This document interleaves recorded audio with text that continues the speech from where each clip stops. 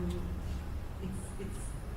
does not mean that it immediately leads to rape, but it creates already an atmosphere where somebody feels unsafe, feels unheard, and somebody else is using that power over the other person. And I think when you're not attending to that, and you just keep it going, it will stop. And then at some point, and it's a very simple technique. It's not started with a case. And I don't want us to engage in this case, we need actually also to a broader understanding of the structures of the work and get become attentive and also aware of how we deal with each other, what kind of atmospheres they create, and also where we see signals that we, or alarms ringing, that we kind of develop the sensitivity to see it and to understand. And I think that therefore it's important to understand that when we're talking about red culture, we're talking about the whole atmosphere, the settings, and also the relationships among us. Yeah, exactly. Many people think about rape culture as the act raping. I see it more as a way of normalizing rape, sexual harassment, sexual abuse. Like you say, people ask you, you're about to ruin someone's life when you want to speak up. And the question is, whose life undermines should be ruined? Because if rape is normalized, if sexual abuse is normalized, therefore we care more about the perpetrator's life being ruined, so than the actual victim, because two lives are being ruined, and one makes the choice of doing their own life and another person's life.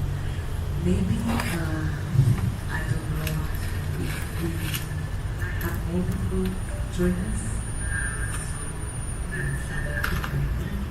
So we have not been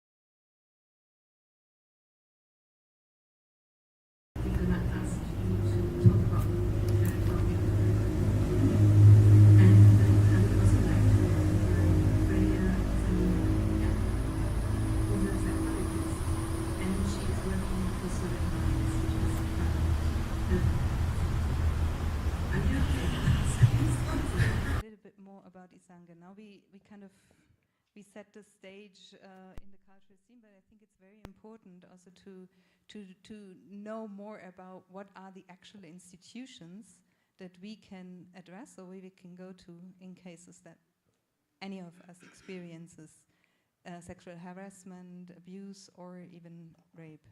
So maybe you can introduce Isange briefly to us, for those who don't know the institution yet.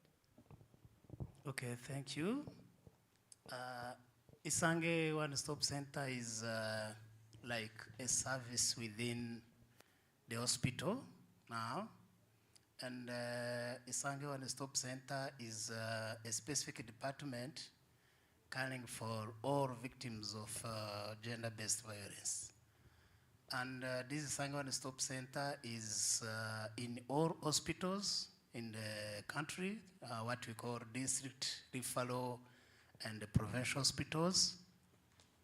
If you go there, you can find the service. This service is open 7 days out of 7 and 24 hours out of 24 hours. In this Isange One Stop Center,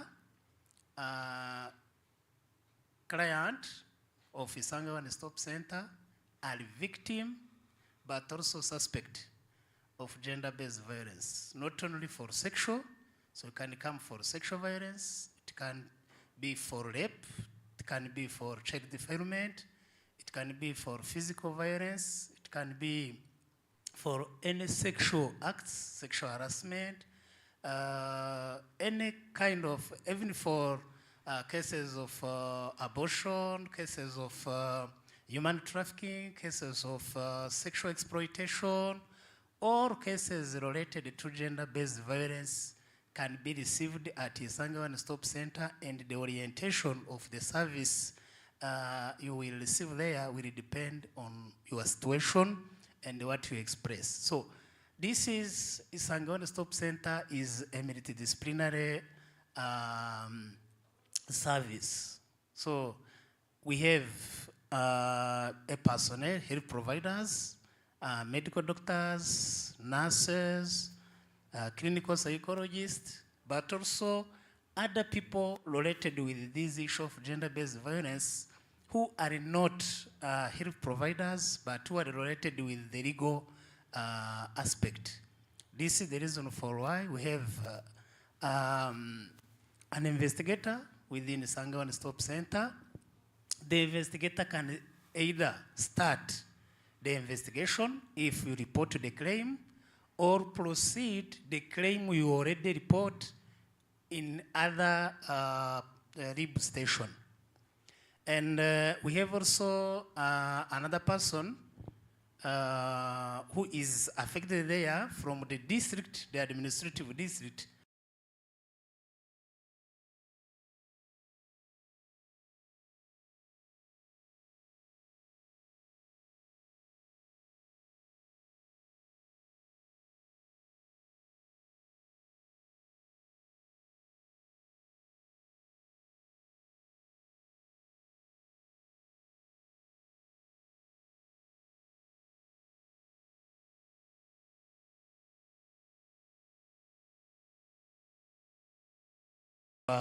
The service, but in Isange One Stop Center, all services are covered by the government of Rwanda. Thank you. Thank you, Doctor. Should I? It seems like things are being put into place, and I, for one, am happy to hear that. I just wanted to ask you a few questions about how the process goes. When a person, a victim, comes to Isange One Stop Center, right?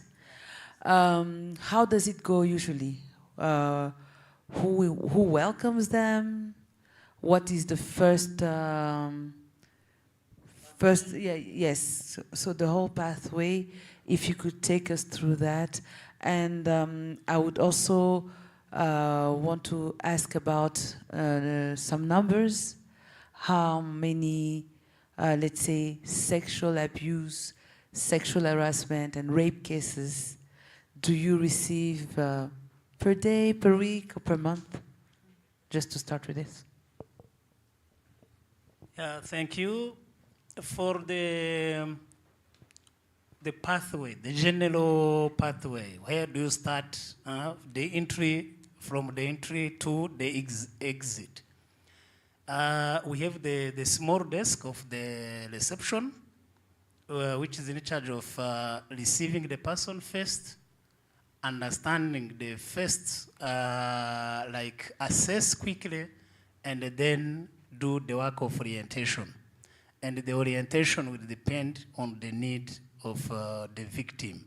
So if you express through the reception, they have specific training for reception, and also to manage some emotional issues that the victim can present. You can imagine it will depend if it's after reporting after immediate events, or maybe it's few weeks or few days, or even a few months after. the situation sometimes it's not really the same, but you always pass through the reception. And the receptionist we are using now is someone who is also like specialized in this issue of gender-based violence. All people working at the reception have a specific training with the gender-based violence. And currently, at Isange One Stop Center KACYIRU, maybe one where I am working, the one who is working at the reception is also at the same time a psychologist. In other Isange One Stop Center, it's not necessarily a psychologist. It can be, the person can be a social worker. It can be even a nurse or a mental health personnel who has a training, specific training in gender-based violence. In the majority of one-stop centers we have in Rwanda, so they are called all Isange One-Stop Center we have in Rwanda, have this name of Isange, which means feel at home. And the person who is at the reception, we call them like the GBV focal point. So they are trained and they have this training. And the main work is the first assessment and the orientation. The orientation will depend on your situation and your need. Because some people can come at Isange One Stop Center, but they first need, what they need is not maybe for judicial proceeding, but it's for emotional support. So you will be oriented in the mental health to see a psychologist for this, to make your status, your emotional, your feelings stable before any other proceeding. And at that reception is where they ask you for the consent of what you need and what you don't need. Because we have to choose, we present you our services and you choose what services you need to undergo. Because sometimes you can come, but there is some services you don't want, depending on your situation. So this is the first step of the Isange One Stop Center and is playing the role of quick assessment and orientation. So they can orient you.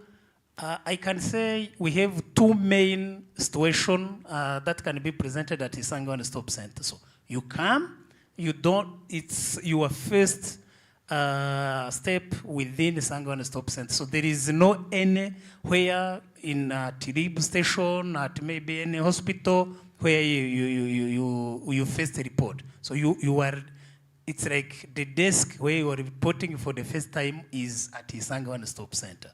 After this, they are going to ask you if you want also to undergo or judicial proceeding. If you choose this option, the next step will be to see an investigator. Just to have it's like to open your file and start this judicial proceeding.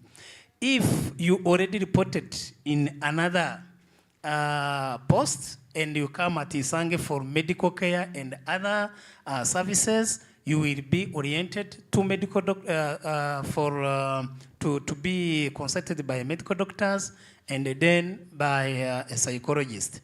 And after those services, this is why there is no one pathway for all victims. The pathway is determined according to your need.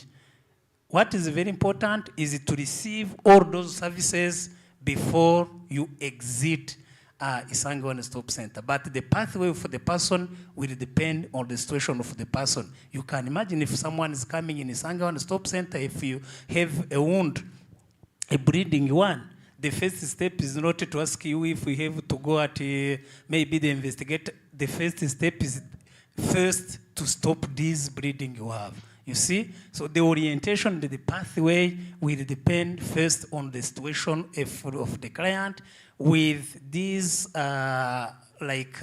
consent first of what you need and what you don't want or you don't need within our services. After the investigator opened the file, so all proceeding will follow the judicial process we have within the country. if we choose to go for medical doctors, for psychologists, etc., it will follow the all protocols, guidelines we are following. Because for medical doctors, they follow the protocol. Psychologists, they follow the protocol. Investigators, we have protocols we follow for all steps. You see, and we have the standards operating for this Isange One-Stop Center, and all kind of things we have to do. We follow these standard operating procedures. This is the new one, but before also we had another one. It means at each step, for every desk you pass, what we have to do, don't and do's, they're there. And we follow those steps within Isange One-Stop Center. Thank you. So for about the numbers, if I can report for maybe the 1 month, within all countries, the case we receive this is the statistics I have to look upon them yesterday. For 1 month, for rape, in all Isange One-Stop Center, we receive about 2,500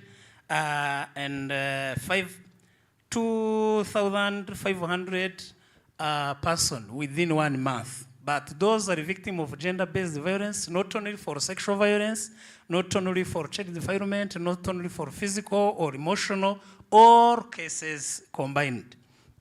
For cases only for related with the sexual violence, we received 1,105 persons within 1 month for all Isange One-Stop Centers. And among them, 837 were related with the sexual abuse. Just one follow-up question, if it's okay. I just want to know if you know how many of them are men and how many of them are women. Yes, if that's okay with you.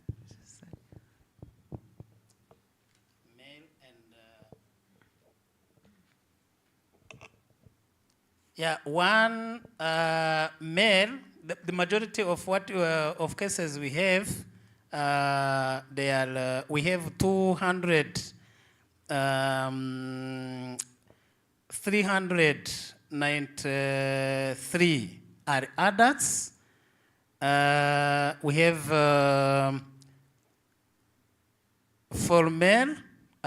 You think I can ask another, or I can review. But I think the numbers received, we have few are male. It's the male we received for last month were less than 100. And the majority of male we are receiving are now victim of like anal sex, male to male, rather than being abused by a female person. Majority of female, they are abused by male. And the majority also of male we are receiving are also abused by men. So it means the majority of abusers, perpetrators we are receiving, they are male. And few of children we are receiving, they are abused within the family by family members or by housework. Thank you. No, thank you very much. I mean, it's heavy to hear these numbers as well, but I think these are the numbers of people who report. So we don't know the number of people who don't even get to go to Isange to report what happened to them. And I think this is also an important topic that we should talk about, like the whole, this was also one of the things that we started our conversation with, was the question of the silencing and of being silent, not being able to speak up, and not being, not even getting there to report what happened to you. And so we also invited Freya as a psychologist, because I think it's important to kind of go into different sections of how we try to deal with this situation. There is on the one side the official institution that is approachable, and I think that also we had a conversation about it yesterday, that also gets more attention and more people use these services. But I think there's also the other side, that you cannot, maybe you don't even get there.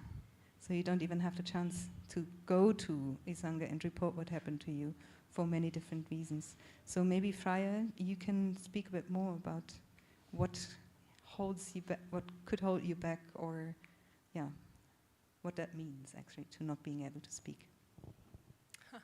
So it's very good. Okay, I'll do my best. But maybe, yeah, first of all, maybe you want to speak about your work, just okay. that we get an idea where you come from. All right, so I work in a mental health clinic.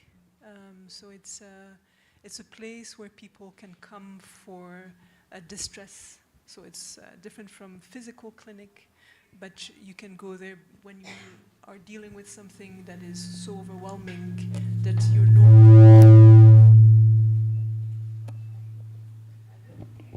your normal ways of coping no longer work. And usually when people come to see a therapist or a psychologist, they've tried so many other things before, or maybe they were having ways of dealing with something that was so stressful that was working up to a point. And when they reach the clinic, it's when there's a search for something else, for maybe another type of solution, another type of coping, and they come and seek those services at a mental health clinic. Now, when you were talking about victims of sexual violence, of course, we also receive cases like that. And when we talk about silence or silencing, maybe, because there are different cases. There are people also who talk, but who are silenced, who are not felt heard. And there are people who don't talk, but maybe because they've experienced instances when if you talk, you're not heard. So I think here what I wanted to also talk about is the reason why we can't hear a victim, or the reason why it's very much difficult for so many people to listen, because that's the first thing when someone comes to you and tells you that they're going through something like that. The first thing that you can do is believe them.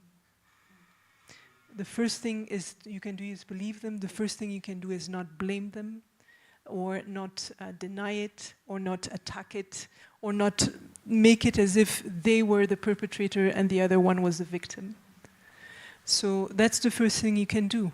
If you're not doing that, then the person who is actually very vulnerable at that time and very maybe confused even will retract, because it's something so heavy to acknowledge and to say also to somebody else. When we talk about victim blaming, so other ways of that people can react would be, you can blame the person. You can tell them, but you know, how are you dressed? Or are you sure you were not the one who provoked? Or those kind of ways of trying to put the blame on the person who went through these things. And if we want to understand that, so that we, as a community, can respond better, I think an interesting understanding is to realize that the person who's doing that, it can be seen as a way to cope with something that is very difficult to hear. Either they can cope with a sense of guilt in their failure to have intervened as an individual or even as a community. You feel, you know, there's something in you that, no, it can't be. Feeling guilty about that, putting the blame back on the victim makes you not have to deal with that sense of guilt. There's a way that it can also protect you from that realization that it could also happen to you. If you tell the person, but look at how you were dressed, I'm not dressed like that. It could never happen to me. It can happen to anyone. no matter how you look, what you look like, how you're dressed, and things like that. But if you tell them, but you didn't do this, you didn't do that, in a way, it's a way to protect you from the imagination that, oh my God, it could also happen to me. Another way that this can serve in terms of protection of your own psyche is that it protects your sense of the worldview of what is good and what is bad. A person who to you was the image of the, the good person, I don't know, your hero, or a pastor, or this and that, it could be very difficult to reconcile the fact that that person could also commit something so terrible. So in order to kind of protect you from that realization, there could be a reflex to actually blame the victim. And so all those things, and then there was also another thing that I read about a sense of moral halo. And let me get into it, because I think it's interesting, because there are other types of victims that we don't blame. The blaming of if somebody steals from you, or for example, if you go into, there's a medical malpractice, or there's fire, you forgot to turn off the stove, the fire is, and you don't blame the victim usually. You kind of rally, you go in, you say, oh I'm so sorry, and you rally towards the person. But it's quite different when it's the question of sexual violence. And we can go into it and maybe try to understand why is that. But there was an aspect of consent that is there, that can make it. So they talk about moral halo for all the other examples, but if you have a case, for example, where we feel like, but they might have consented, or the consent is not well understood between a person can consent in the beginning, but not consent in the end, and the no is a no, the line should be respected. But there's a difficulty for a group, there could be a difficulty to give that grace of we need to rally around that person, because there might be but she consented or he consented. So that aspect of consent here, I think, is also an important aspect to think about when we think about these things. I have other things, but I think I've talked a bit too long. No, it's okay. You can go on. But maybe just because we had the conversation before about this whole question of theft, for example. Natasha brought up the example of theft. We are very clear. Maybe I have to sit like this. Here.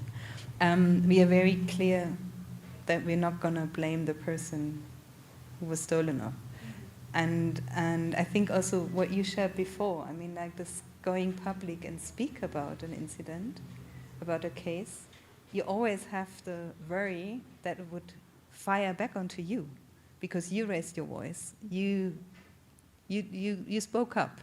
So maybe Angel or Manzi, maybe you want to talk a bit more about this, because I think it's a very important point when we talk about how does a community deal with a case of rape, of sexual violence, or how to actually engage with this, and also how to create an atmosphere where you are able to speak up. So maybe you can share a bit more about your experiences or the conversations you had, because I think it's important to speak about these experiences.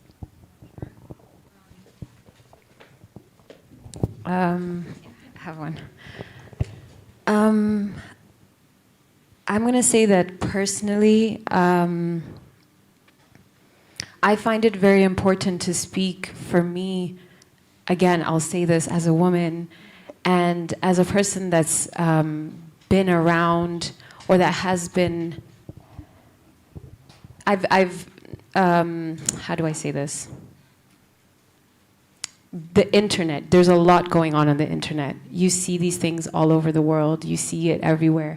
And so for me, I feel like I don't have a choice but to speak about it, because like you were saying, like it happens to anybody.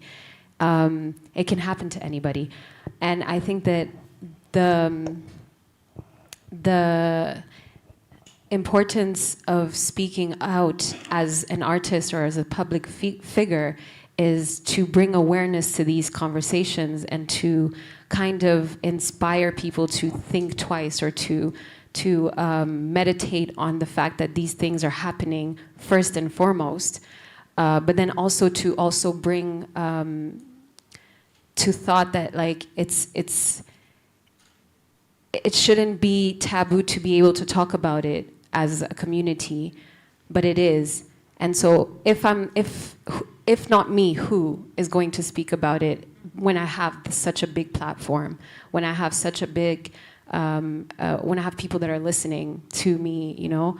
And so it is a heavy burden it's a heavy thing to carry, but it is, for me as a person, first and foremost, forgetting me being an artist or anything, but me as a person, as a human being, I have to play my role or play my part in being able to share my thoughts on it and to see where, to kind of, like I said, bring awareness to these things and have people think about them and reflect on what they're doing in their possible ways to speak about it. And I always say this, and I talk about this all the time, I feel like it's so important for us to have these conversations even outside of being in public and doing all that. And I feel like you're having conversations with your friends, you're having conversations with people you meet.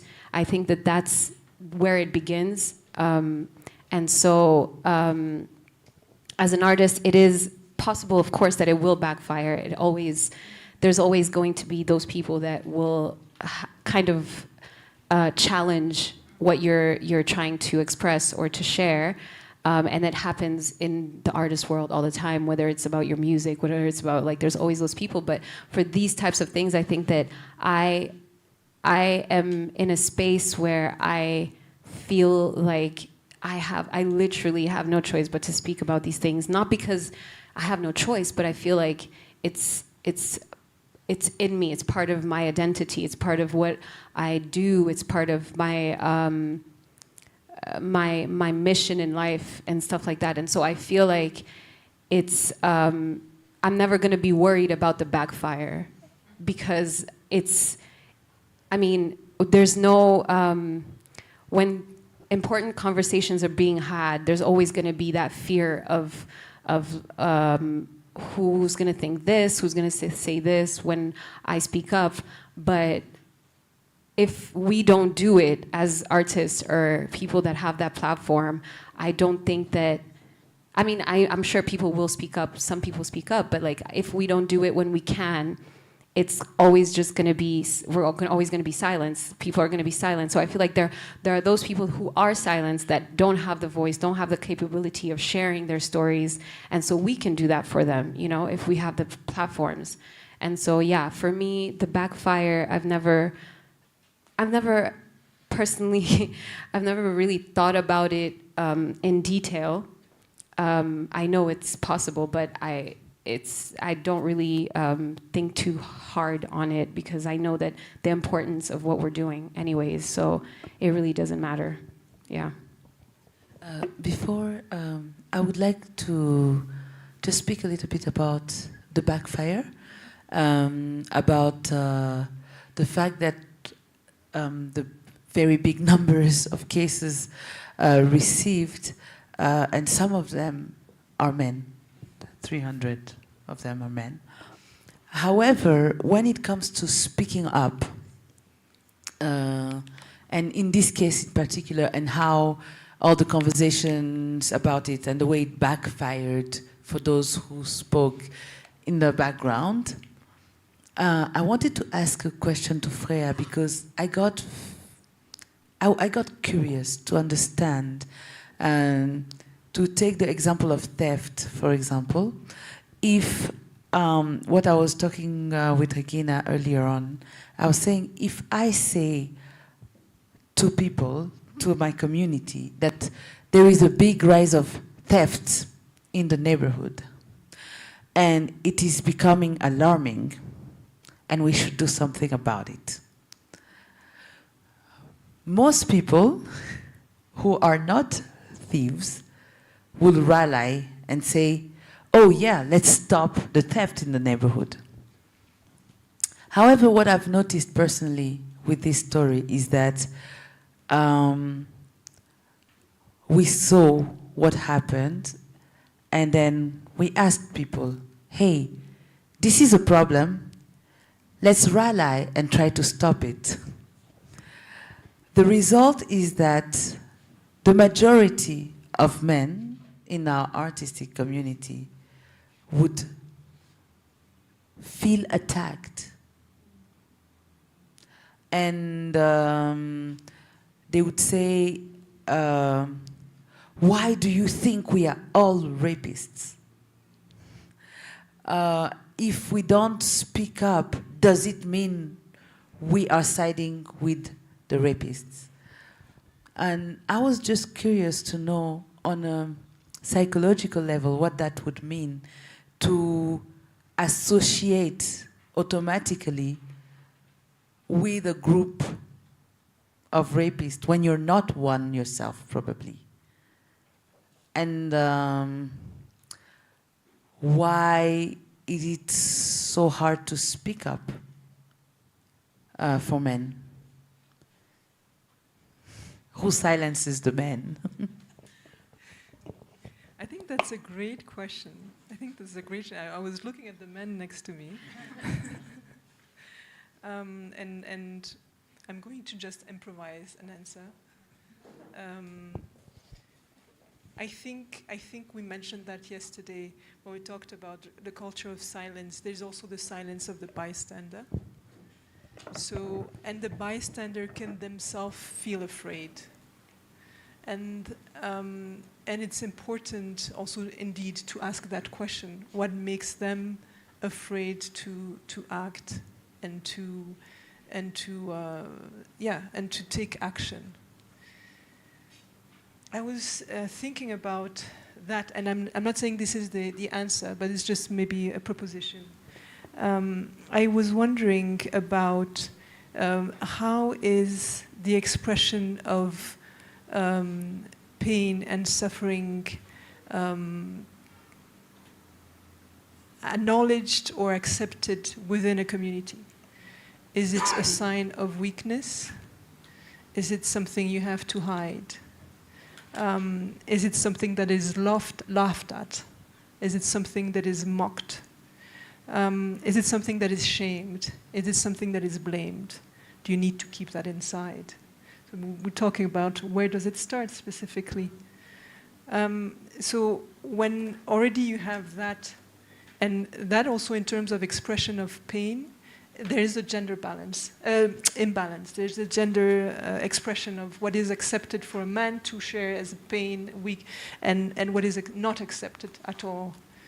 But related to that, I was wondering also even in terms of, you talked about authority. You know, how do we grow up thinking about giving help when there is something done to somebody else next to us, maybe by a person of authority? Are we growing up with a sense of fear to say something? Are we even growing up with a sense of fear to even go and console our friend because we don't want to be associated with it? Do we build in our mind a scheme that says, okay, if it happened, if that person was punished, yes, it was punished severely, but there must be a reason. The authority has a good reason to do that. So your worldview might also be connected to that. So is there a social contract? And we agree as a group that it can be done, and in exchange we will get a community. Maybe there's a community of men here, maybe I don't know, question mark. So I think these are good things to start thinking about, because maybe there's a reason why many women were more prone to acknowledge that, because there's a larger experience of women, you know, with that insecurity. So we know that it's not something that is being invented. We can see that it's part of the reality. So it's easier to make that jump. But I also don't want to say that all women, that it's, because you can also have been victim, or you can also fall into the trap that I've heard cases where there were women who were saying, but you need to get over it. Or don't say that, it will break the family. Or, yeah. So it's not that big of a deal.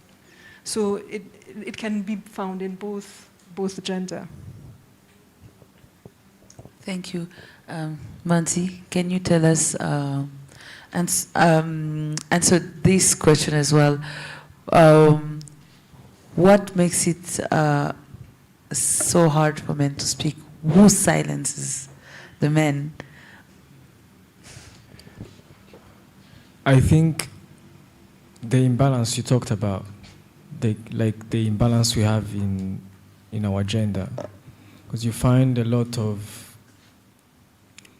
I would speak, I'm a man, and I see that sometimes fellow men don't take it serious. I'm a victim of abuse, sexual abuse, sometime in my life, and I remember there is a situation I told my friend what happened to me, and they never took me serious. They actually were like, bro, come on. It's like, I don't know, it gave me a feeling as if I was weak. As if like, you were distracted, how did? But who, you know, and that made me feel like, okay. By the time my ex-girlfriend was my only support, and my few friends, of course, but that was hard. So now, coming back to that, it makes me see that we, in our community, even in Rwanda, we are so afraid to talk. I don't know why. The more I grow, the more I realize we are really like so traumatized with so many things, but men, we are also ignorant. We don't want to also step up and really be like, okay, this is how it is, what do we do? So that's where I jump in also as an artist, and also the more I grow, the more I learn, the more, you know, my values, they become stronger, the more I'm like, if I don't do it, who will do it then? You know, so I also think it's very important to have this conversation, not because we have an incident that just happened, because we know that we need this.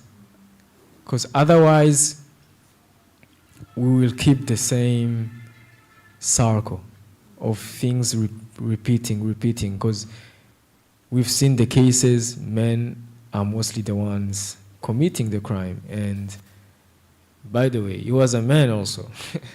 My experience, he was a man. And I tell you this because this guy, he was my housemate, you know, and it was just tough. Fuck. Please.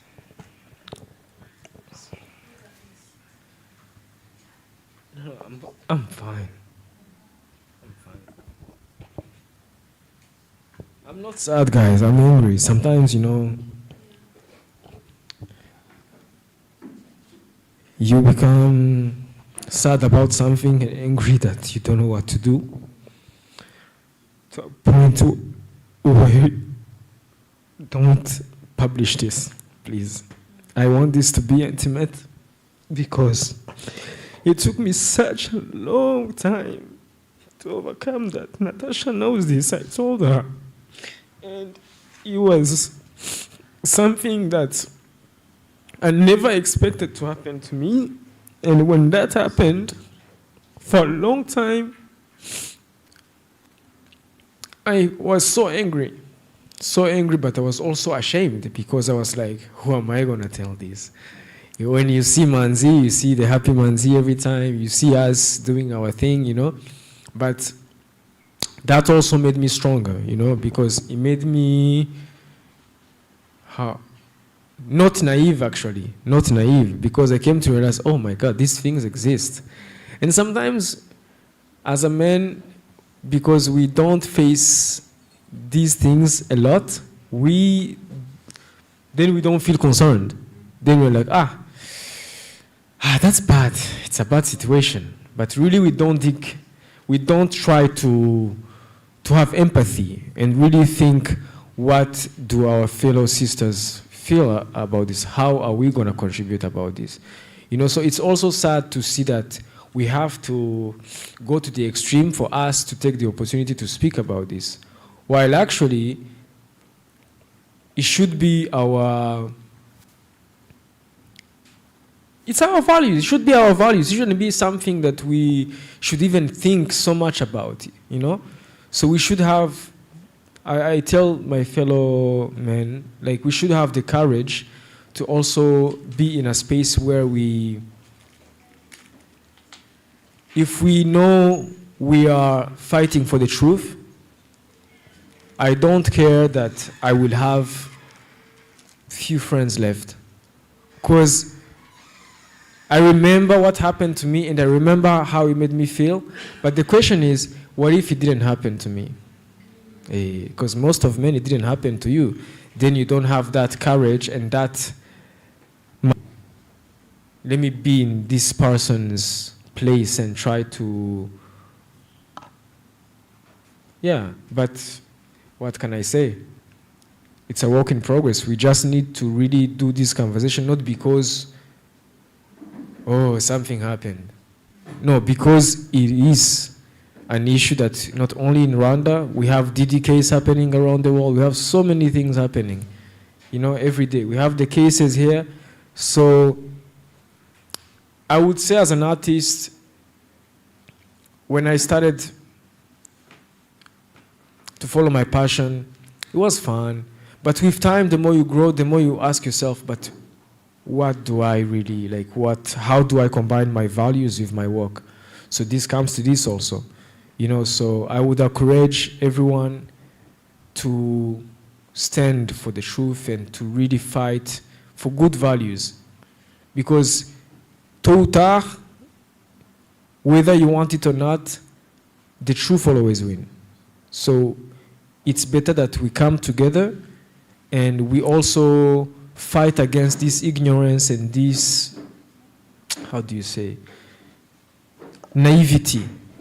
I think it's this naivety of individualism, of being, it's not my problem.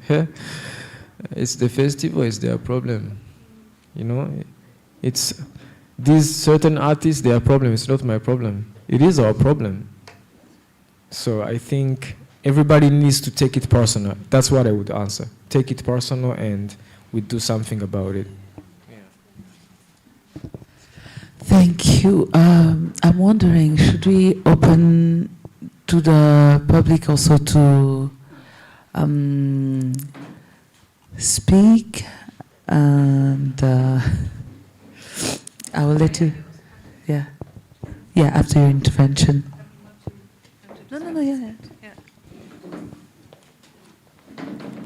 I think I wanted to say something, but I think you've covered it all, and I know you don't want it, but I think this is great courage. I think this is you're giving strength to so many people who are either here, or you're giving strength to so many people because you're allowing them not to be isolated or not to feel isolated.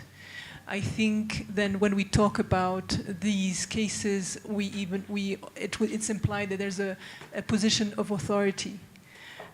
Here, maybe there's when we grow up, again, thinking about how we grow up, we think one person has all the authority and we feel very disempowered. And what was done, you kind of took back that power and you inversed the power structure. You said, no, we're taking back that power and we're asking for accountability. So I think that is great, and I think, as you said, it's important for us to take it very personally. It's important for us to talk about it, even when we're young, to already for people to know about, that we need to protect it. We need, not in the sense that we protect the perpetrator, but if someone tells us that they're hurting, it's okay, it's not a sign of weakness, and actually it's our turn to, how can we be, a receptacle of that pain? If we don't do that, there's also not only a repercussion for the person, but also for the community. What kind of community are we building? A community where we won't be trusting each other, where we will be feeling isolated, where we will wear a mask, etc., etc. I just want to add one thing. I think, for me, the way I felt this was more about realizing that I was in this alone. And I was like, okay, I have no choice. I have to heal this. Because that not only built me, but it also made me realize I wouldn't wish anybody to go through what I went through, because it took so much time. It took so much energy. And I was like, if I had around me people, especially men, you have women actually listening to you. You have women understanding. But, I don't know, we need to create also space for men to be able to share to each other. Men, we don't talk nice to each other. It's really rare to see a man telling another man that I love you or I support you. It's always, you say it running. I don't know what's wrong with us. Like, so those were also some of the challenges I faced. Like, I didn't have those people. It was just like a push, like, you got this, bro. Savali. But still inside you are rotting. So what can't kill you make you stronger, guys? You have to know that don't see me crying or getting emotional. I'm just a cancer, but I'm stronger. But also, it's, I don't know. It's we have to create that space to speak the truth. Yes. Really, like, why are we afraid that if we fight for the truth, if we fight for a good thing, that people will leave us? If they leave us, they're not the right people.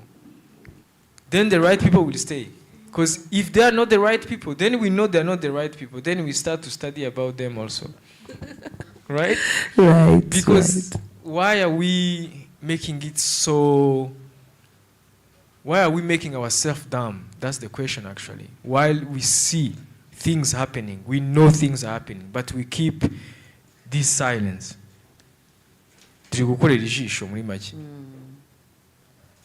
So I don't know what more to add to that, but that's what I think. Thank you. That's very helpful. That's very brave.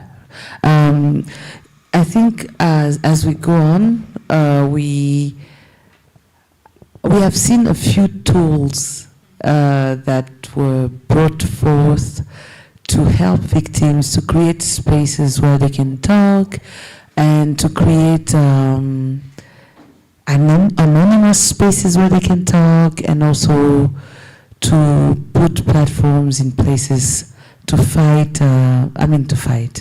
to prevent sexual abuse or violence.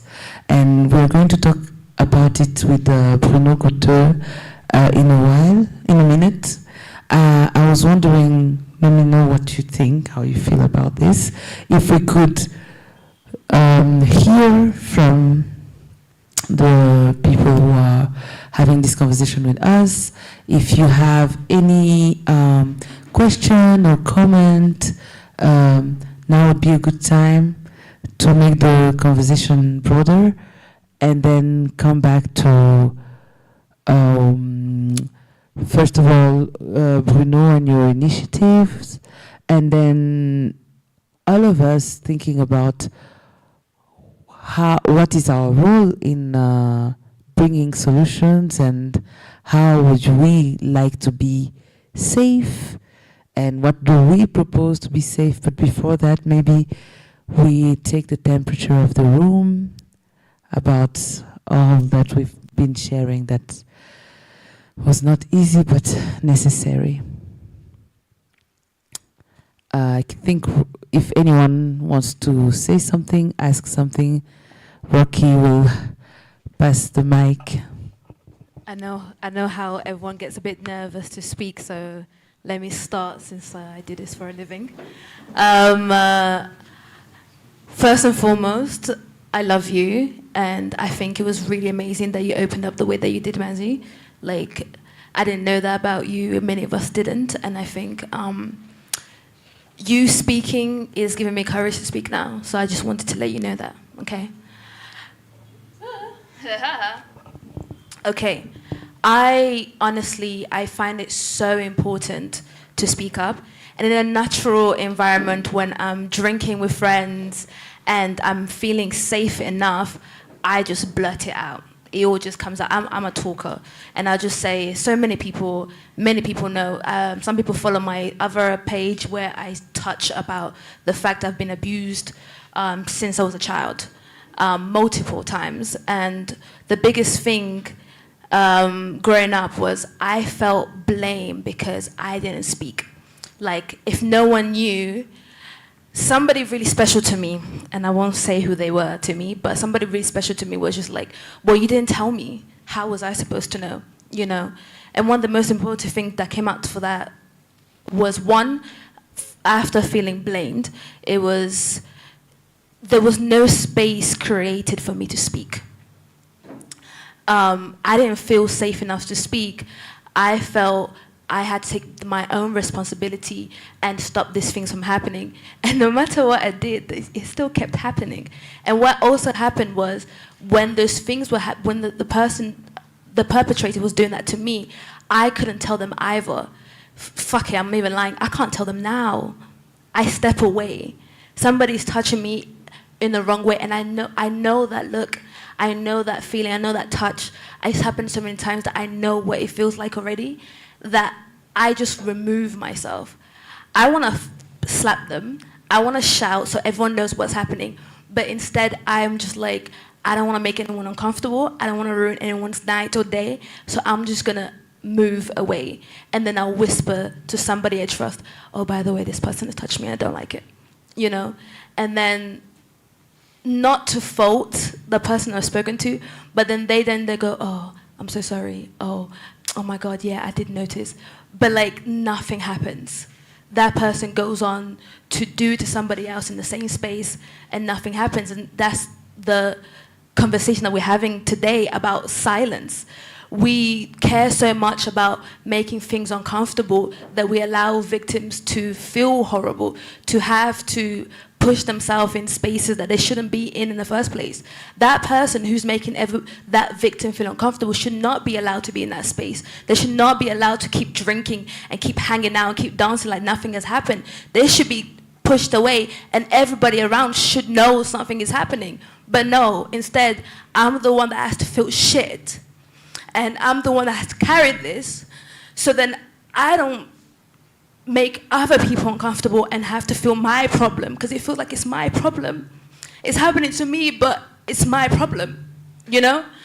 I'm even saying that touching, but like, a best friend of mine, and I feel sorry for her as well, in her home, in her bed, I was raped. And it was confusing because I was half asleep and I was drunk and I thought it was somebody and it wasn't somebody, blah, blah, blah. So I tell them, I'm like, hey, this person did this to me. But obviously I used the word I think because I didn't see their face, but I knew it was them, right? And she was like, That's what she said. And I saw the fear in her eye because that was her other close friend. And I was waiting for her to do something because you brought this person in my space to do this to me. But she couldn't, she was so scared. And then I felt bad for doing that to her. And then we went into spaces and he was there continuously until he did something to the group that was nothing to do with rape or nothing. He just like did some other thing, and everyone's like, oh no, we can't deal with this. He can't be around anymore. And that hurt me so fucking much, because when he did that to me, what did you say? You know? Because now he did this thing to you, you're like, you have a voice, but when I told you he did this to me, what the fuck did you say? And I love her so much, and I know her fear, but it's not fair to me. It's not fair to the victims that we have to be with these people all the time, because why? I don't want to make anything uncomfortable. Everyone is just fucking silent. And sorry to hurt your feeling, your silence adds to it.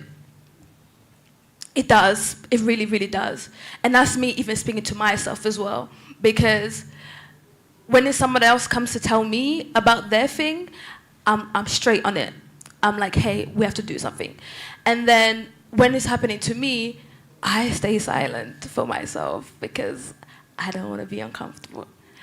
Sorry for making you cry and stuff, but it's just so real. Even with this person that brought on this event here, something has happened between me and them. And he was the first person that had done something to me that I had spoken to face to face. I felt so powerful, but when this thing has happened recently, a friend of mine is here, he knows I felt at fault because I didn't speak about it more.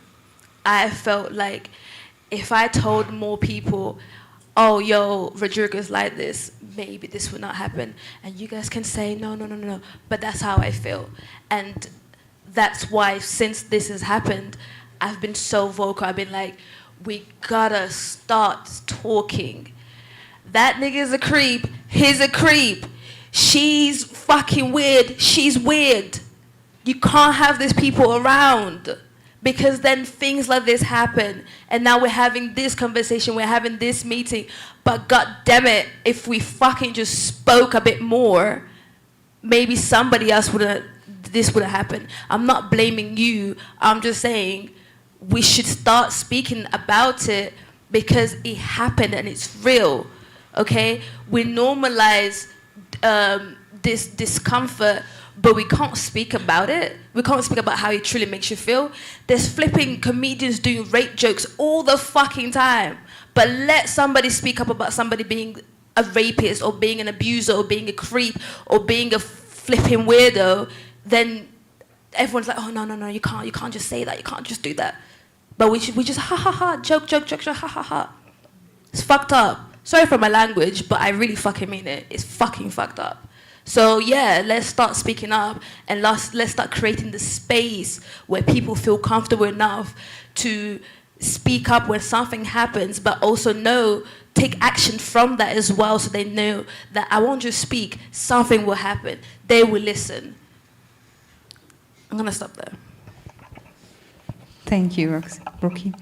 And thank you also for being so open and so blunt. I think it's very helpful also to create an atmosphere where people feel safe to share, because I think it's very important to create this kind of spaces. And thank you, Manzi, as well. I mean, it's very heavy, but I think it's very important not to only speak about the perpetrators, but also give the victims a voice and to create this kind of space. I hope you all feel safe. I mean, maybe just as a reminder, if you feel like you don't want to be in the room anymore, you need some air to breathe, or just to sit down and be by yourself. There is a space outside where you can go. It's just here behind the building. So please feel free to leave the room, take a walk, or just go and breathe and maybe drink some water. So is anybody else from the room? Hi, everyone. Thank you, Manzi, for sharing. Thank you, Rocky. I think it's a question, but I would also like everyone in the room to reflect to that, because there is a culture of silence, and we all take part of it because some of those people, like the rapists, the rape apologists, they're our friends, They're in family, there are people we know, but nobody wants to talk about it. So how frequently do we engage in a conversation about respect, about consent? Because no is no, yes is yes, but also consent can be withdrawn at any time. And most of these, in the community of artists, some of us advocate. We've been talking about this for a long time, and I wish that we had more people in this room and even have a bigger space where, you know, we can all engage and be part of this conversation, because this is our everyday life, and it's important for us to be part of the conversation and also like ask ourselves, like, what do we do? How are we contributing? Because it's not about the person who was raped or the person who's close, who was there. It's about all of us understanding that there is a part we can play to end it. And no matter how small your contribution can be, it can be about sharing a post on Instagram. It can be about calling out a friend. We have friends who at some point say things that we don't support, but because we want to please people, you act like you didn't even listen to what they said. So the change starts with ourselves, but also I think it's important for everyone in the room to reflect to that and, you know, be part of the change. Because if we all say it didn't happen to us, we don't know who did this, this, and this, it's not gonna change. So the change should start with ourselves by, you know, by speaking, by wanting to be part of, you know, the solution. Thank you. Thank you, Jemima. Is there someone else? Yes. Okay, sorry, I can't see. Good afternoon, everyone. I'm a man, and I'm also a venue owner. I would like to tell the artists in the room and people that are coming and enjoying events at our facility that if they have messages they want to send across to a venue owner, they should feel free to do this. I'm listening to the comments, and I'm obviously touched by what I hear, and I'm even more touched to know that this could be happening at my place. So know and be aware that I'm here and that I'm listening. Thank you. Yeah. Thank you, and thank you for everyone who organized this. It's very, very important, and I'm very, very happy to be here. I'm so emotional, so it's like everything I'm gonna say, I'm gonna be crying all over. Thank you so much for everybody who has been sharing. It's important. I'm very touched. I've been very disappointed, and I think it's very, very important that we talk about speaking up. So I'm just gonna say about two things. One thing is that about speaking up, sometimes, I mean, I've had so many experiences and cases where I find myself abused in a way or another. And one thing is that sometimes it's about who is the abuser. Like, what kind of person are they in the society? Because Rocky talked about, you know, not wanting to make things uncomfortable or like the situation so dramatic or like drawing. Sometimes you just don't want to speak up because you don't want to draw so much attention to you. You know, you don't want to be the pity party, but also you don't want to make the situation uncomfortable because of the position or the kind of person that the abuser is. You know, sometimes you're just like, nobody's even going to believe it, you know? And that's very hard because as you said, when there's a thief or when there's a fire and somebody say, oh, my house is caught on fire, nobody ever says like, maybe you wanted it, you know? Like, you have a problem, and it's just creating the trust that nobody just wanna go out there and be like, I was abused just to get the attention or the, I don't know, flowers. It's not something to be proud of. And it's important that we support each other, that we believe each other, and just, it's because you don't wanna say it because you know that it has happened before. That like you hear people talking like you don't, because in the society, in our society, sometimes people, they just don't believe you because, and you don't want to say it because you know that there's somebody who has not been believed before. So like I don't want to, I don't want to be in that position where I say something and it's left under the, it's then slipped under the carpet, and then I'm just going to be left out there as the person who just wanted, that party to be about me. So that's one thing that we should really believe and listen to each other. Is very important. Even if somebody doesn't do anything about anything, but when somebody listens to you, it's important because you feel heard, you feel seen, and you feel understood. And that it shouldn't be about who is the abuser, what kind of person is the abuser, or what's their position. Like, we should create an environment that breaks all of that. Sorry, that's my phone.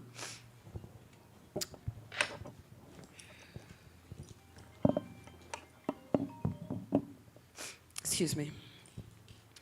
We should create an environment that believes in each other. It's very important because then we got each other's back. I know that if my friend comes to me like, I'm not even gonna think twice. Like, how come, or like, how did you end up in that situation? Or like, who is the abuser? Like, it should never be about that.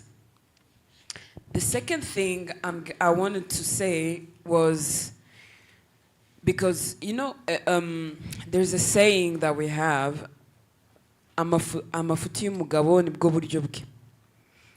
It's a way of telling you that your fault, or like, it's like owning up to your fault. Like, you have to own what you did or what you did wrong, Amafuti y'umugabo nibwo buryo bwe.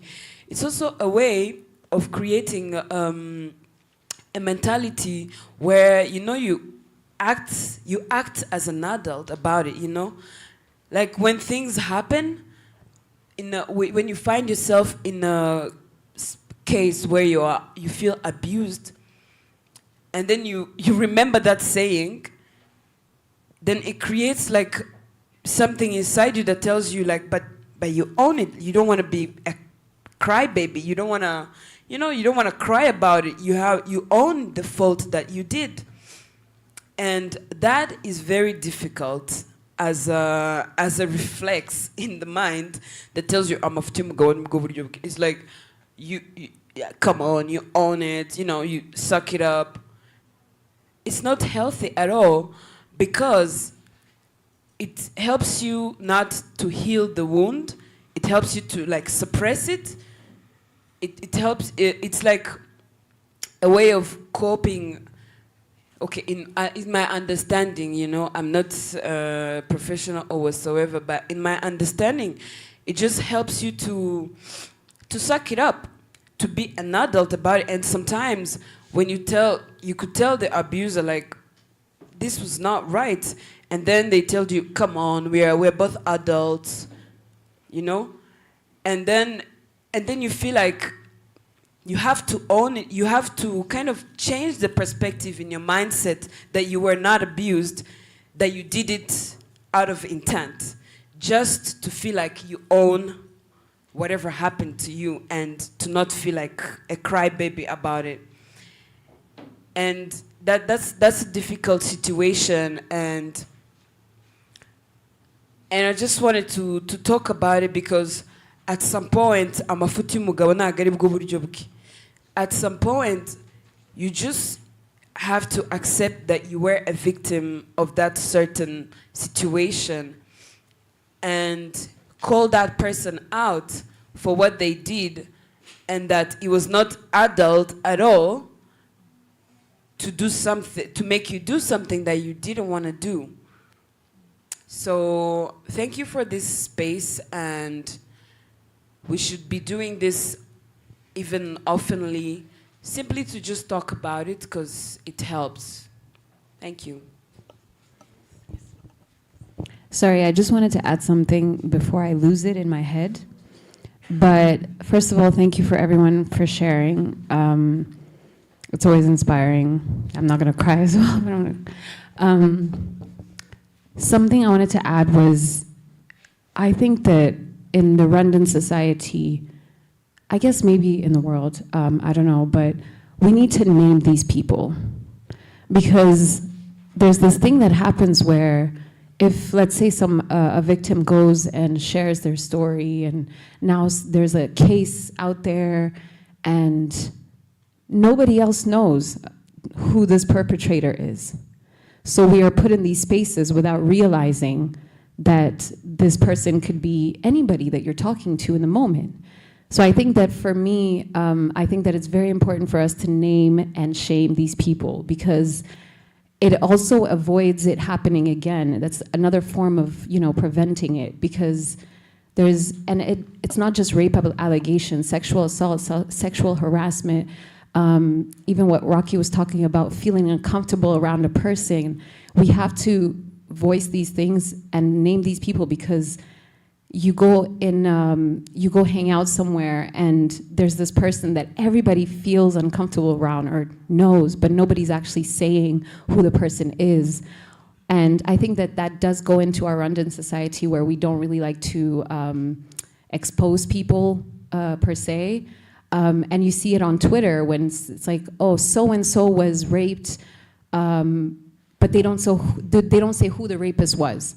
So it's like, we need to name these people so that we can prevent people from running into them, or, because let's say if they're not convicted and they're still walking the streets, then what do you do then? Because then they keep repeating the same thing. So for me, this is why I didn't want to forget this, but I think that it's really important. Sometimes someone, when I was going to make my statement about withdrawing, was saying, maybe don't say the name. I said, no, I'm going to say the name. People need to know who it is.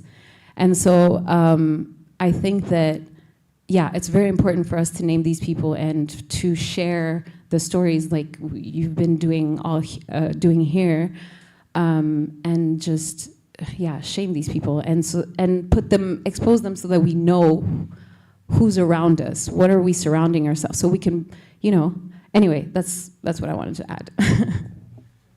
And I think it's a very important point. I mean, if there's, you raise your hand, but just very quickly on this point, because we were talking about the question of impunity yesterday. And of course, there's on the one side the impunity from law, like the jurisdiction, but also the social impunity, what you just described. I mean, we have the means, even if there is no court case, even if somebody doesn't go to jail, there's other means to break this impunity, so that as a community stand together and say, okay, no, we're not accepting that this person did this. And I think it's important to think about it also, because we were discussing a lot of the term impunity. Yeah. Yes. I feel that this is important. Okay, my voice is big, so I always have to. Okay, so we talked about impunity. Well, when we were reflecting about this conversation, we were thinking about challenging rape culture. We were thinking about understanding how silence was perpetrating impunity. And then when we talked about impunity, we realized one thing, is that the way impunity is viewed in a legal sense is not the same way as we could view it in a social sense. And out of so many cases that we will ask again Dr. François Xavier, out of so many cases that are reported, not all of them end with the perpetrator being punished. Okay, all good. Being punished by the law. Obviously, that being that rape is a circumstantial offense, if I could say offense, crime, and it's not like the way it happened is circumstantial, and the way that it has to be punished is factual. But how do you prove that you've been raped? So many people are still roaming around because they want to find enough evidence before they put them in jail. That's why they're roaming around. But it's so hard to find evidence at the same time. And we've had this conversation where they said, what if they lie? What if a person says that you raped them when you actually did not rape them, and then they put you in jail, and then they prove that you did not rape them too late, and you've been punished for something that you haven't done. And that's what led to the question that we asked. And I would like to ask just one last question about that, because I find that it's important, because we're talking about naming them, shaming them, and we are talking about trying to find ways that could, as a community, we can make sure that the impunity does not go on. First, I would like to ask Dr. François Xavier, if possible. We'll come back to you, Bruno, I'm so sorry. About what does impunity mean in a legal sense, right? Or, I don't know if this question. Oh yeah, and also out of, from the statistics, how many cases were proven to be lies versus the cases where you had a victim actually talking about something actually happened?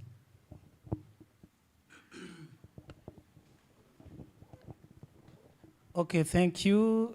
This is one of the very hard question, or the very hard concern for the justice, for the community, for victims, for perpetrators, for family members, for anyone. This is one of the concern about the judicial proceeding, and from the starting and how it end up. And about the truth about what happened. First, what is very important is to understand that it's not because the person is released, or maybe because the person is not punished. It's not means that the rape or the child defilement didn't happen. It only means that the judicial process, they don't have enough evidence to convince. And this is not equal to the events didn't happen. And it's not means that the victim lie to the justice. And this is one of the reasons why there is no judicial proceeding for you, because there is not enough evidence. You see? So the truth and the events, sometimes they are opposite. The events happened, but there is no enough evidence. And the justice is in a dilemma. can we take a decision of maybe putting someone in prison based only on verbal assumptions, based only on interview? Because this issue happened in environment where there is no, it's not like a football game where you have many witnesses. It's not like maybe any other festival where we have some witness. Sometimes those events happened without any witness. There are two people, and what their assumptions are different. They have two different angles in the justice. And the court, the judge who stand for this, they're like in a dilemma, they can't do nothing. They are going to release the person, not because the person is not really a perpetrator, but there is not enough evidence to convince the person. This is the view of the justice. For the view of the community for impunity, because myself, I know what happened to me. If I am a victim of rape, if I am a victim of child defilement, if I am a victim of sexual harassment, etc., I know exactly what happened. So if there is no punishment for the person, and it's like I try my best to report it, and there is no punishment, myself, it's like I am ashamed, because some people will start thinking that I lied for the people, I wanted to destroy the career of this person, you see, and sometimes it can perpetuate the culture of silence, because other people will prefer not telling about it, because there is no, it's like what you did, there is no impact, there is no results, you don't benefit from reporting. And this is what now the justice is trying to do. Try to do their best so that any person who report should benefit from this reporting. Just to avoid this kind of impunity in legal view. You know, you can, and according to my experience there where I'm working, even some men who are reporting, sometimes they are blamed by other, from health providers, investigators, community, etc. And sometimes they ask the person, so you are reporting that you are a victim of rape, and you are a male. How did you come excited if you don't have any consent? Do you understand this question? You are the one to be engaged in action, and you are telling that you are raped. How can you explain to us that you are victim of rape while you are self-engaged? You are excited during the action. And sometimes men are fear to come to the judicial process because they think this judgment, if it comes to them, they don't have any explanation. But we have to understand that in Rwandan system, according to our law related to offenses and its penalties, you don't consider this use of force only, but you use also the use of threats, you consider the use of any kind of tricky, any kind of the authority over you, any kind of the ground of vulnerability. So there are any kind of constraints. There are many circumstances that can define the rape, even without the use of this natural force, but other circumstances are also considered to define the rape. And for child defilement, sometimes it's not because there is no consent, but because the person is under 18 and you are not allowed to do sexual intercourse according to Rwandan law. And this sometimes also, there are some people who think that the sexual intercourse I was doing, I agreed with this person, but you don't remember that the person is under 18, and therefore, according to Rwandan law, this person can't consent according to the law. And the other issue, Now, maybe coming to the last one. I think for the truth and not the truth, I tried my best to give some explanation so that we can not confuse being released. It's not means that you maybe the person who reported lied, or maybe the person is it's not an offender.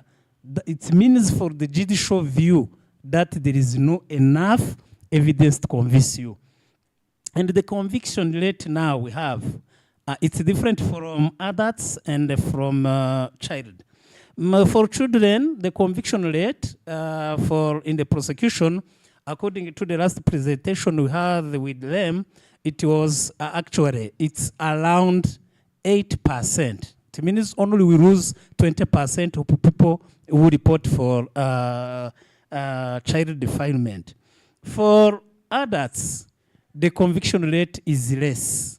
It's around 50%. So it means a half of people can lose because of not enough evidence, late reporting, etc. And nowadays, we have the third category of people reporting the issue of rape because of they became pregnant. This is also another issue. Sometimes we go back, but the conviction rate for adults is also it's less. For children, if you become pregnant, it's like the conviction rate is around 100%, because now we took sample from either the child or the fetus and we go in the laboratory to make the DNA analysis. And therefore, these kind of cases, the conviction rate is around 100%. So I think I can end up my my speech there, and maybe the problem around the rape, and we have to think about it. And this is one of the reasons for why this culture is sometimes perpetuated in the community.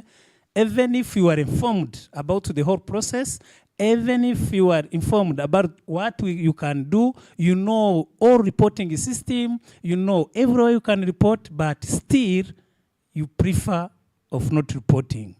Either, you see, sometimes the rapist is my neighbor. The rapist is my friend. The rapist is, I am in the relationship with my rapist. The rapist is my breadwinner.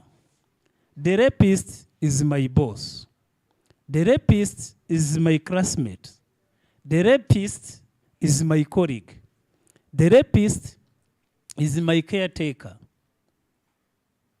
You see, all those things can complicate this issue of reporting. Maybe I am raped, but I gain something from, I am benefiting from the being raped. You know that there are people who think about it. Yes, I am raped, but these people, these rapists accepted to give me this as a compensation, as an agreement between me and him. This is also, it can perpetuate the culture of not reporting. Some people reported, but there is no punishment. Why do I report this if there is no punishment for my rapist?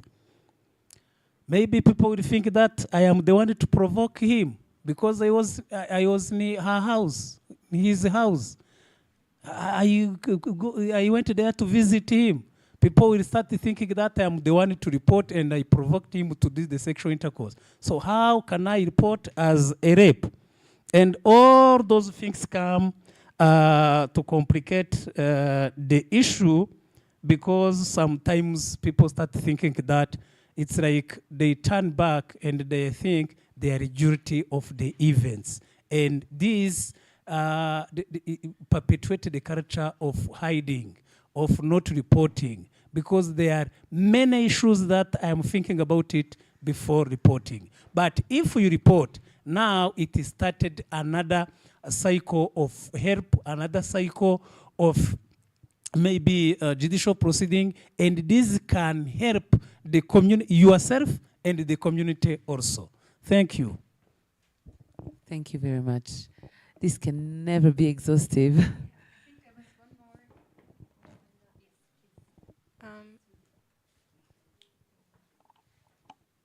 Hello? Can you hear me? Yeah, I'm really glad that I'm speaking right after the person that works at Isange Stop Center, because I work at the Forensics Institute, where we have to deal with these kinds of cases on a daily basis. And when I started working there, my first month, I was put in a room with piles and piles of underwear of victims of sexual violence. And going through these pieces of clothing, underwear, bed sheets, all those kinds of things, you would find like the majority of them were really, really small, between ages of like 2 to 9. And I'm sorry if this is triggering, and maybe I should have said trigger warning before. But I think that we can, especially when you have been a victim of sexual assault and sexual violence, you think that there is something that you can do to have prevented someone from sexually abusing you. And I just want you to know that that is not true at all. A lot of the victims of sexual violence are not victimized by strangers and people who didn't know them. They are spouses, they are parents, they are guardians, people who look after them. So I don't know, it's just something that I like to remind people, because for me it was kind of like a wake-up call, even though I already knew this.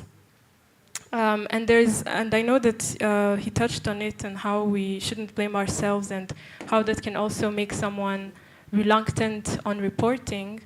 But the whole system is just, like, I just want you to understand that at the Institute, in our labs, when I started, it was around March, and the evidence that we were kind of doing analysis on was from November of the previous year. So there is so much backlog because of just the amount of sexual violence that is happening. And we already know that a lot of people don't report. So it's not only underreported, even the one that is reported is so much, to the point where we have to hire almost like 30 people to work at the same time in order to analyze this evidence. And all of this evidence is coming from Isange Stop Center, which means it's doctors that are collecting it, who sometimes actually don't know how to collect it, because we recently found out that doctors are not taught how to collect DNA evidence, especially from clothing. So I think around August we did like a training with doctors at the Forensics Institute, where we were teaching them how to collect evidence from sexual violence. So I just want you to understand that it's not something that you can ever blame for yourself, and also seeing the numbers and the way that the justice system works when it comes to sexual violence and getting evidence and all of that. It is, when I hear people say, you know, someone just wants to kill my career, a lot of people that do sexual violence do not get punished for it at all, simply because they couldn't find the right evidence. People that have raped children, which is the easiest way to determine that someone has been raped, because a child will most likely not have engaged in sexual activity. Therefore, if you find that, you know, their genitalia is damaged or whatever, then you can determine that they have been raped and sexually assaulted. Even those people, if you don't report it on time, which is 48 hours, which means 2 days, which means a kid might not be able to tell that to their parents before that happens. Someone that has done that to the child will never go to jail if they don't report it on time. So I think it really breaks my heart when I hear that, when people say, you know, people can go to jail for just nothing. No, the majority of people that are doing the rape and the assault are walking freely, are assaulting more people, are living within our societies. We know them. A lot of them are family members. Family don't want to report family members that are doing this assault to their children and to their fellow family members.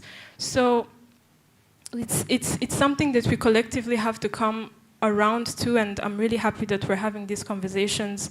And I think the art space is a very good place to have these conversations, because I think you know, we have so much creativity and ways that we can transmit this information. I try my best to share the information about how you can report cases, and, you know, be it in how you can preserve the evidence and when you can report it. But there is so much that can get in the way, in addition to just our like mental conditioning. I'm going to share with you a story of something that I think, because I had been working in these spaces and working with these victims for such a long time, I had kind of created I don't know if I can call it like a desensitization of it, where you start to treat them like numbers, you see them every day. It's also kind of like a protective way to not be so overwhelmed every day, when I also have to live with it as a woman. But then recently, it was almost like a really bad coincidence. My friend who usually signs on the death certificates, because we also deal with autopsies and people who have passed away with crimes, she was sick, and so I stepped in for her.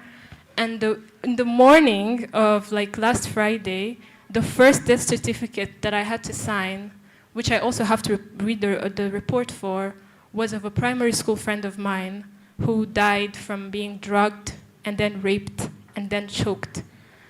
And I think it was just one of those moments where you start to think, oh, so maybe next week this could be my sister, maybe next week this could be me. And I came home and I was incredibly broken, and I started to talk to my family about it. And you could tell that everyone was just so shocked and so like, oh my gosh, like why would anyone ever do that? And this was done by people that she knew and people that her family knew. And I was thinking to myself, when I tell you about other people that have been abused, there's always the, well, what was she wearing? What time was she out? Why was she hanging out with those people? There's always follow-up questions like, almost like she'll get over it, like she just needs to do better. Or like, okay, yeah, society needs to change, but it's no big deal. But it's not until someone dies, someone that and I think that's where the problem lies, is that we want to take women seriously or take people who've been abused seriously when something as drastic as that has happened. So anyway, just wanted to let you know, but I think even though myself and the person that works at Tisanje says that people know how to report, people actually don't know how to report cases to do with sexual violence. So I think we should also think about practical ways to teach people how to report these cases. Yes, thank you. Nice. Thank you so much, Nael. And yeah, this leads us to, my God,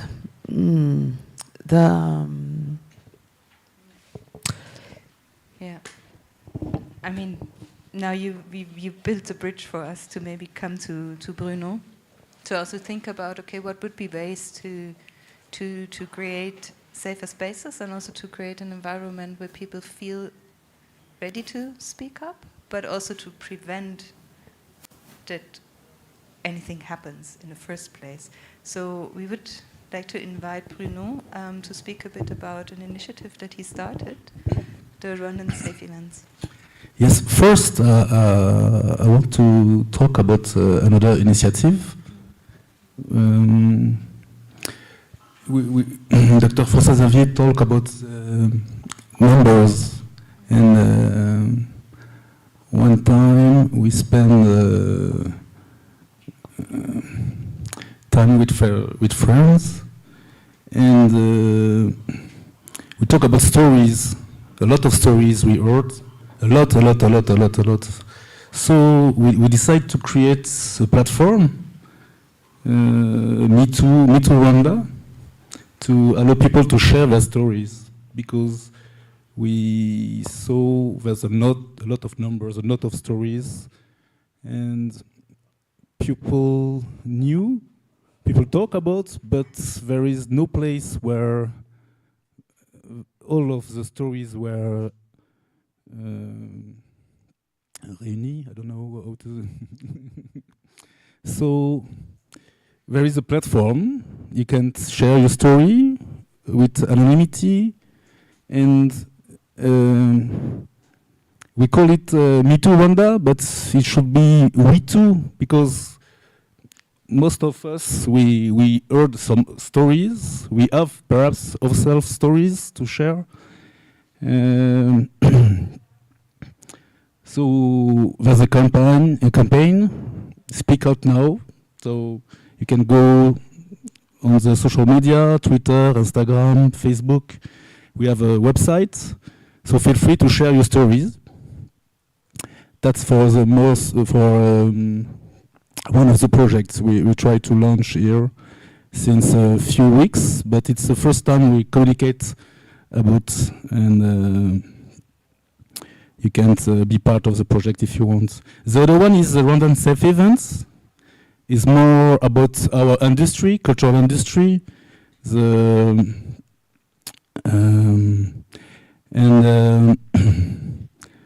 how can I say? There is many goals linked with this project. One of them is to provide documentation resources to event organizer, but also venue manager, venue owners, to provide a guideline, to provide specification on all setting up safe events, to avoid sexual violence, harassment during our events. That's the first goal. Second goal is to use our events to spread awareness about consent, about harassment, to use our venues to make our venues be a place where we can learn about those issues.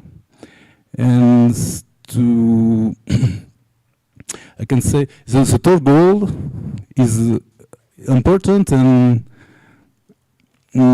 is to encourage artists to use their voice, to use their networks, their social media, their art to talk about those issues. Angel, for example, already did. There's a lot of who already did, but we encourage all of them to come to the conversation and to make these issues central in the public debate. So you can have more information about Rwandan Safe Events. We have a website with a lot of things already published, but we are working on it and we are calling people to join us. I already talked with Olivier, who presents himself like a venue manager. So I hope a lot of venue manager, a lot of event organizer will join the platform. It's a collaborative platform to make our events, our places, our festive places, place where nothing can happen, like harassment, rape, of course, and where we can spread awareness about those issues. Merci, Bruno. Thank you, Bruno. I think. Yes. I mean. Yes, it has been a long journey. Okay. We will just take two questions, just to say that this, obviously this kind of conversations create the need to share more and more, because this is the kind of spaces we need, and this is what we can tell from this moment, that it is needed to have spaces where we can talk, to have spaces where we can testify, like we too. I'll be calling it like that now. And just quickly to say that after the two questions, if we have more to say, we can also do it after those two questions. We can also do it, outside and talk about it. And I also wanted to tell you that this panel discussion that we're having now is the premise of a bigger conversation that we would like to have, that we are planning to have in December, if all goes well. And that would be not even a conference, a colloquial about about these subjects that we've touched now and that we're now inspired to talk about and see what kind of solutions we can have. Just so that on our side we wrap up, maybe, and then we give the microphone to, is it Laura who wanted to speak? Yes, and then from there, and Christelle, Laura and Christelle, and after they speak, maybe I suggest, if that's all right with everybody, that Rocky can then take us to the next step of our event. There you go. The mic is yours, Christelle and Laura. Thank you. I don't know if you can hear me. Can you hear me?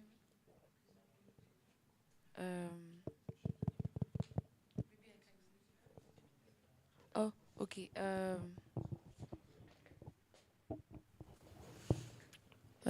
Thank you very much for this conversation, for everything. I think after Dr. Xavier intervened, I thought it was important to say that it's a scary world that we live in. If those people are released and are back within their communities, within their families in which they have committed those crimes, and that probably are going to commit more crimes now. It brings confidence when you like do something and then nothing happens to you, so you feel like you have won somehow. And I would like to know how can one protect themselves if they are surrounded with all those perpetrators that have not gone to jail, all those perpetrators that are still moving free, still have access to people they can still harm, and understand the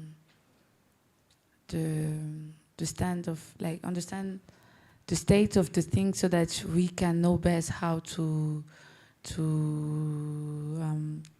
protect ourselves, regardless of the fact that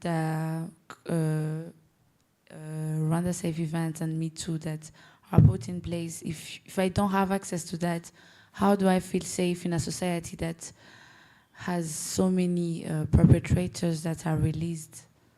I want to ask. That's my question.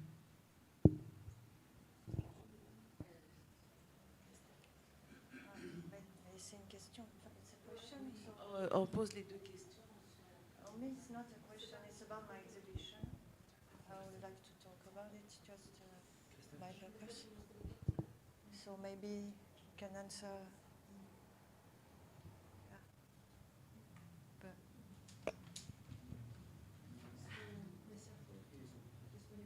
Yes.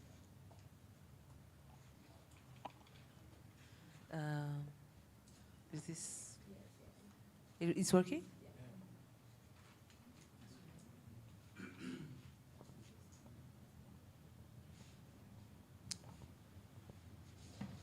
Yeah, thank you for your concern. And it's like our concern is also my concern, and I think it's a concern for everyone. But I think majority of perpetrators are not those who are released from the police, from the investigation, the derib, from prosecution, or from the court. This is one of the news. It's not a good news one. I wanted to share with you. Majority of perpetrators are those who are not even reported anymore. You see, and I think this is what I discussed before.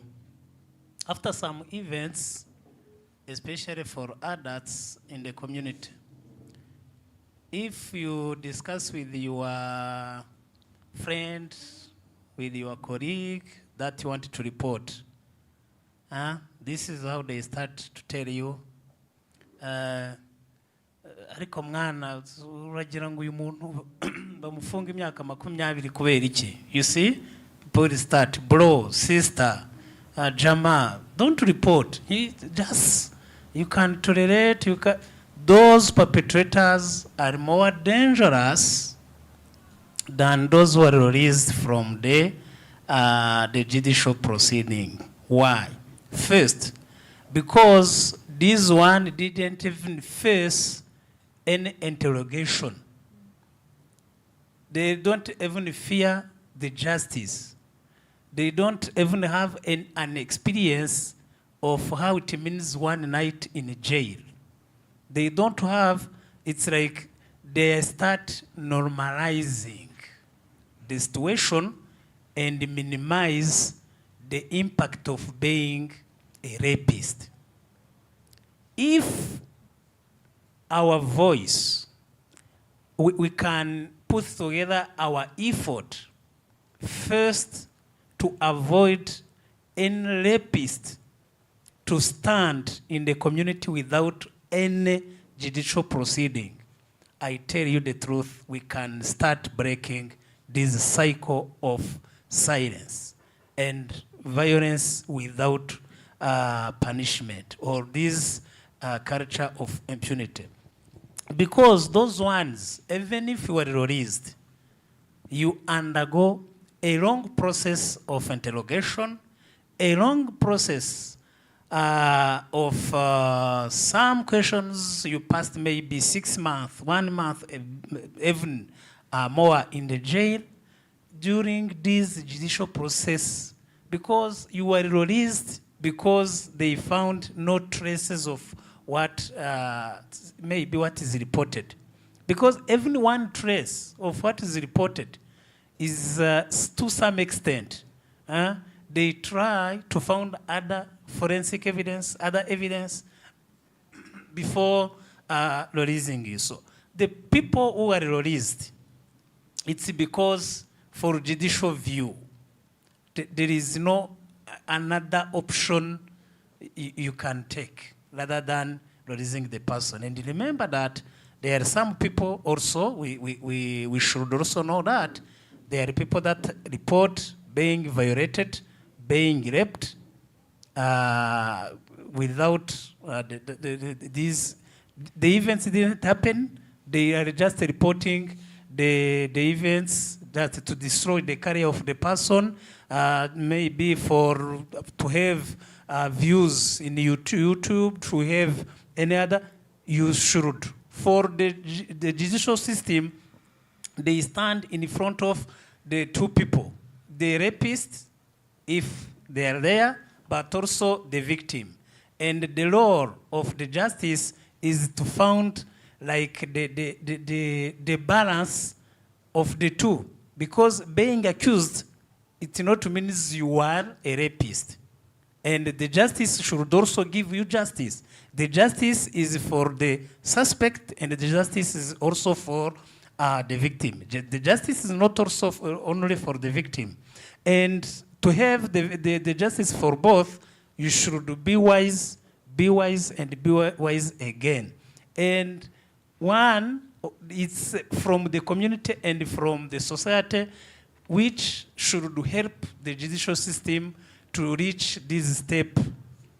And to reach this step, it's starting from the first step of reporting early, and try your best to keep all evidence. Because sometimes people destroy the evidence and they report after destroying the evidence. So avoid this culture of being jama, this culture of being mngana, don't report, minimize, normalize, rape. If you are at another step and you are considering that any sexual harassment, any sexual assault, any rape, any act of indecent acts, and whatever, and you are at the level of understanding that you should report whatever the issue, even if the person is not punished, but at least your role of reporting was done.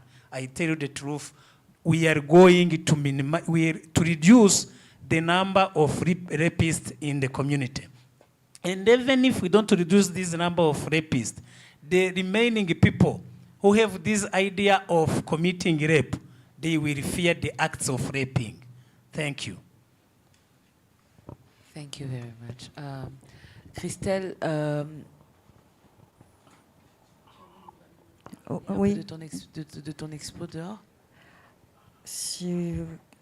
C'était juste assez court. Après, on peut aussi. We can have also the conversation outside, but just to talk about this installation I did. It's a series of. It's a project around the woman body and the representation of woman body through the prism of the mannequins, and because this kind of, we talked about this culture of rape and all this like impunity and whatever. It starts also with the mental representation we have about our bodies as a woman. And this series, to do it shortly, is to put a finger on the fact that our bodies are supposed to be available at the disposal of the desire of men, to have sex, to have babies, and whatever. And so we will talk eventually. I can explain more in front of the photos, but it's really this, like, mannequins are passive objects. They don't have expression, and you can do whatever you want with it. It's like a doll. And it's like doing a parallel with this, and also with all the injunctions we have as women to be sexy, but not too much. You have to be pure in a way, but attractive. It's contradiction, and even for women, but for men also. And these mannequins are representing bodies that are not, I'm not like this.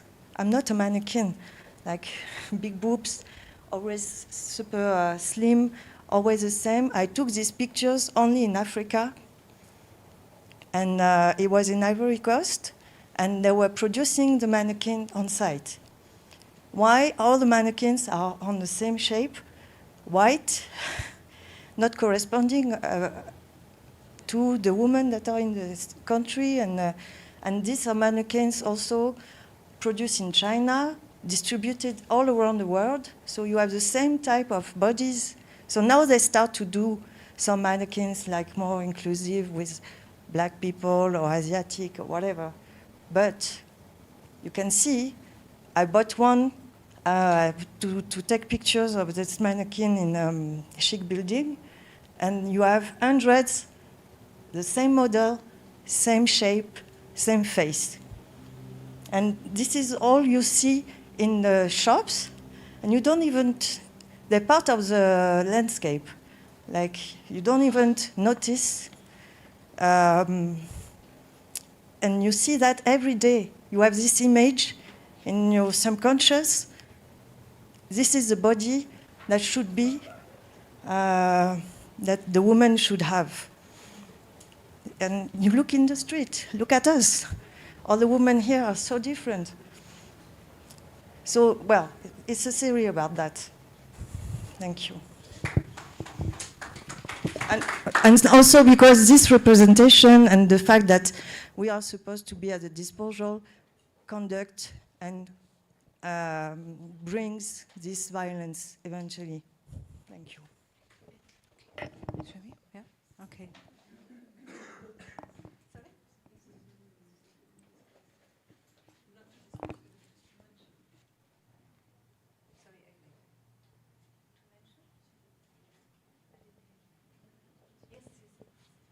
Sorry to lengthen this a little bit more, because I think one of the things that we also need to mention is when the culture of silence is also imposed by people who are supposed to do better, who are supposed to have a good training about what it is, who are supposed to know how to welcome a victim, and who the victim, if they're brave enough, or if they found the courage, or if they were accompanied by friends, and they go there, are received with similar comments of, come on, you provoked this, or you were dressed, how were you dressed, but I think you were drunk. And it can happen everywhere, including at One Stop Center, One Stop Center, Isange One Stop Center. including in medical office, including in human resources of local or international companies. So I think this is really important also to voice so that we don't stay under that culture of silence.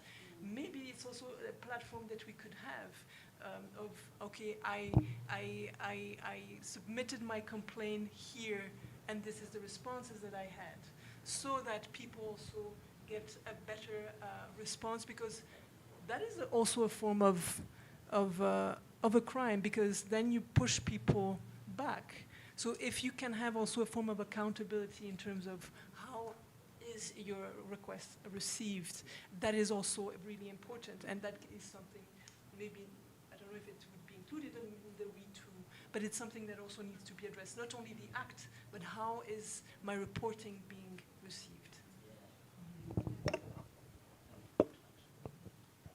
Thank you very much, Freya, for raising this again. And I think, I mean, I would even put it under the cases of Me Too, because it is just an extension of the violence. I mean, it's not just a side effect of you going to speak about what you experience, but it is a continuation, and it's just part of this whole culture of silencing, as you said. Yeah. So thank you very much for raising this, and we also discussed this about Isanga yesterday. Yeah. So thank you all very, very much. And as Natasha said, this is not the end of a conversation. This is just the beginning. So we hope that you will join us in going forward. And I think we are also happy if you want to reach out to us for the conference in December. I mean, we're hoping that it all works out. But please reach out if you want to contribute, if you want to be part of it in organizing, in bringing in your own knowledge, and also maybe attending us to organizations that you know that work in the area. And yeah, we are very happy to receive your feedback as well. And yeah, I just want to thank you all very much for being here and also for sharing so much. I mean, it was really touching, and it was really heavy, but I think also lightening in the sense that there is an open space to have a conversation now. And thank you so, so much. It's very, very much appreciated. Thank you. Of course. Thank you, thank you. I know this is like a very intense, and we're all feeling very emotionally heavy, but I would like to actually just give a round of applause for our panelists and our moderator for being the push to have this conversation. Honestly, thank you ever so much. As they mentioned, this conversation can continue. We're gonna have a little long break, so we can still have this conversation outside, but there is refreshments as well provided, so we can just take a breather as well and bring our emotions a little bit to a medium, no pressure. If you're still feeling very emotional, you still need the extra space, moment for yourself, we do have our safe corner at the back. You'll be able to see there. And feel free to speak to any of the panelists if you want to speak some more as well. Later on, after we have a long break, we have a dance competition. Like I said, this is also about community, about team building, and we want to give back to the community. So we're having a dance competitions where competitors are able to win some money for their skills. A little bit of a cheer up as well from this heavy conversation, and later we're going to have a DJ set as well. Feel comfortable, feel free to speak, feel free to share with anybody that's here, if they're able to. Also important to ask people if they have the capacity to do that. Thank you ever so much for joining us. I will be meeting you guys outside, so feel free to make your way and have a breather. Murakoze cyane.